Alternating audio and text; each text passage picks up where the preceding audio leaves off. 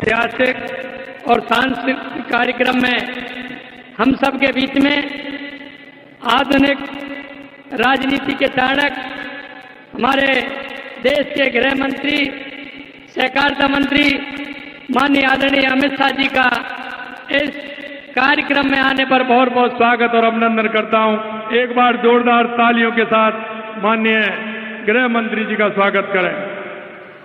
हमारे बीच में माननीय केंद्रीय वन एवं पर्यावरण मंत्री माननीय भूपेंद्र जी भाई साहब और इस कार्यक्रम में हमारे संत महंत सभी के चरणों में प्रणाम करते हुए आज के इस कार्यक्रम में जिस तरह से महाराज बस्तीनाथ जी ने, क्योंकि मुझे पता है 1 साल पहले गोविंद देव जी के मंदिर से इन्होंने यात्रा प्रारंभ की थी और मैं कह सकता हूं कि उस यात्रा में भी बहुत बड़ा जन सैलाब था। जिस तरह के कार्यक्रम हमारी संस्कृति के लिए, हमारे उस विचार के लिए, हमारे सनातन के लिए ये आयोजन होते हैं, ये आने वाली पीढ़ी को भी सजग करते हैं। मैं श्रद्धेय संतजन और सम्मानित अतिथिगणों को सभी को प्रणाम करता हूं। और आज रामनवमी है। मैं सभी प्रदेशवासियों को रामनवमी की बहुत बहुत शुभकामनाएं देता हूं। सिद्ध योगी ब्रह्मलीन श्री श्री 1008 बाबा बालकनाथ जी महाराज को भी नमन करता हूं और उनके आशीर्वाद से ही पिछले 11 अप्रैल को ये लक्की कलश यात्रा के साथ पावटा की इस पावन धरती पर 108 कुंडीय महामृत्युंजय रुद्र महायज्ञ का शुभारंभ हुआ था। मेरा सौभाग्य है कि आज मुझे महायज्ञ के पवित्र पूर्ण आहुति कार्यक्रम में शामिल होने का अवसर भी मुझे मिला है।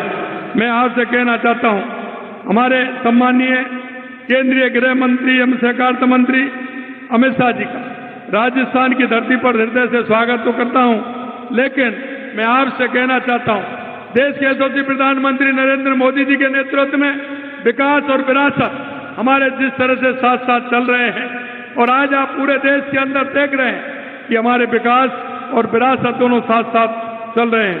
शाह जी आपके नेतृत्व में, आपकी दूरदर्शिता से देश के लिए एक मिसाल है।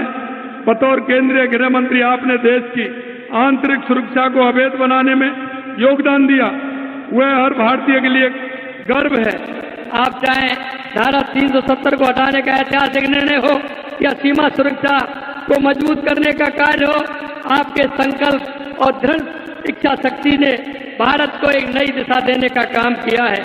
इसी तरह से आपने सहकारिता के क्षेत्र में एक देश के अंदर एक बहुत ही ऐतिहासिक काम हुआ है। जो पंडित दीनदयाल उपाध्याय जी की अंत्योदय की योजना है, वो सहकारिता के माध्यम से अंत्योदय की योजना पहुंच रही है। माननीय मैं महाराज जी बस्तीनाथ जी को निश्चित रूप से कहना चाहता हूं, जिस तरह से उन्होंने एक समरसता के रूप में इस महायज्ञ को संचालन किया और बहुत बड़ा काम यहाँ हमारे इस क्षेत्र में हुआ है, जिससे बहुत दूर दूर से लोग आए हैं और उसमें आकर के शामिल हुए हैं। मैं इतना कहना चाहता हूँ, माननीय प्रधानमंत्री जी की दृढ़ इच्छा शक्ति से अयोध्या का राम मंदिर हो, चाहे हमारा काशी कॉरिडोर हो, सारे काम जितने हमारे देश के अंदर हुए हैं वो ऐतिहासिक काम हुए हैं। हमारी सांस्कृतिक और आध्यात्मिक के लिए कार्य कर रही है हमारी सरकार। हाल ही में हमने बजट में भी धार्मिक स्थलों को अनेक घोषणाएं की हैं।